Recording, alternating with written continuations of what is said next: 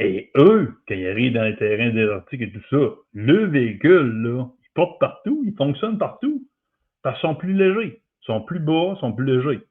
Nous, on y a été sur la performance, le gros blindage, puis tout ça. Mais le désavantage que ça a, c'est que quand vous avez un terrain mou, vous vous enlisez. C'est un peu le problème. Et comme les pièces, il y a beaucoup d'entretien sur la brand.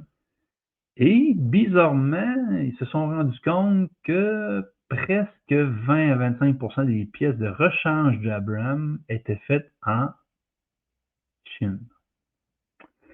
Fait que c'est un peu le problème. Des fois, là, c'est un char qui est coûteux en entretien, ça prend beaucoup d'entretien quand même. Ça a bien fonctionné pour la guerre du désert. C'est sûr que les véhicules de flambant neufs, c'est vraiment un baptême de.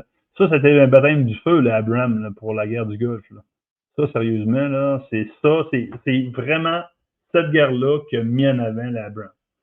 Mais par contre, si vous l'amenez dans un terrain mou comme en Ukraine, ben les 50 Abrams qui ont été donnés n'existent